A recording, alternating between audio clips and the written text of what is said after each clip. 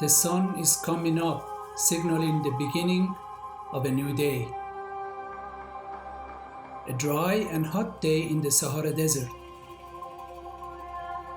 So we pack and say goodbye to our families.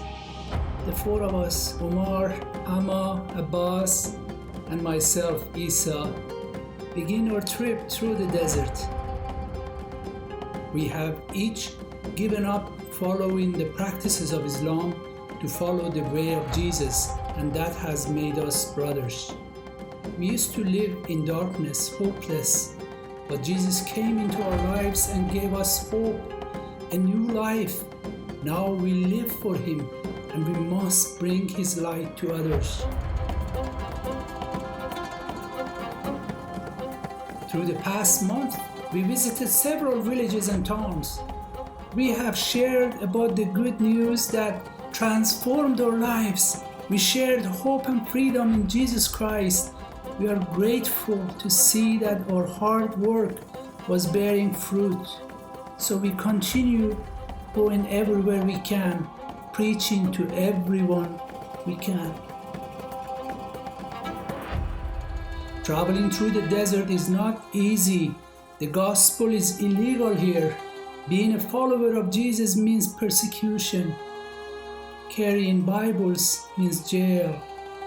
It would be easier to take a car, but the roads are dangerous.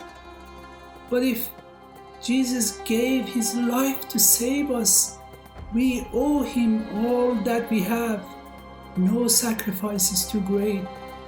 Once we had no opportunity to hear the good news of salvation, there are people who still have no access to the gospel. They are born and die without knowing there is a loving God. Someone needs to tell them the good news.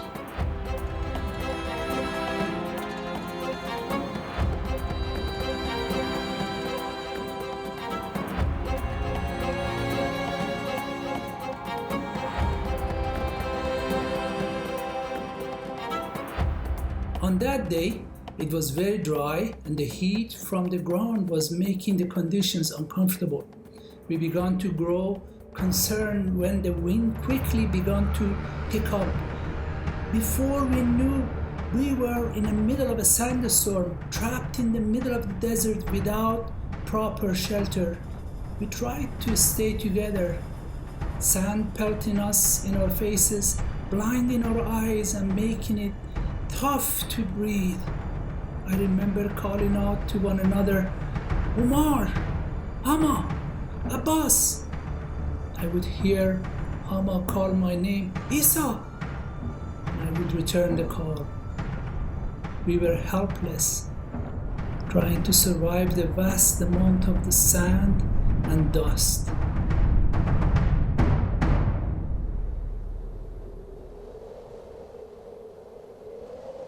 Hama, Abbas and I had been found in a cave, unconscious.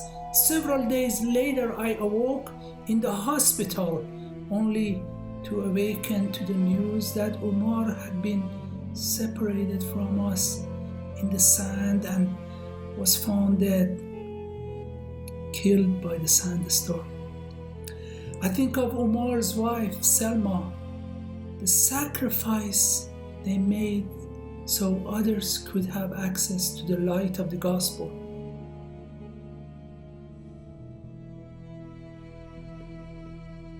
The police questioned us about our trip in the desert and warned us to stop our evangelistic campaigns. But how could we stop? How could we do anything but continue in honor of Omar's life, in honor of Christ? For we thank the Lord for death and resurrection from the dead. We thank the Lord for the free grace of salvation He has given us. We thank God because He is a living God. We thank the Lord for persecution for the sake of His Highness because He deserves more. We thank the Lord for your hard work in order to spread the word. We thank God for your protection. We thank the Lord for the illness. We thank the Lord for our brother Omar, who ascended to heaven. We are certain that the Lord has a plan behind all this. Our peace to you all. The Lord will not abandon His children, and many souls will be saved.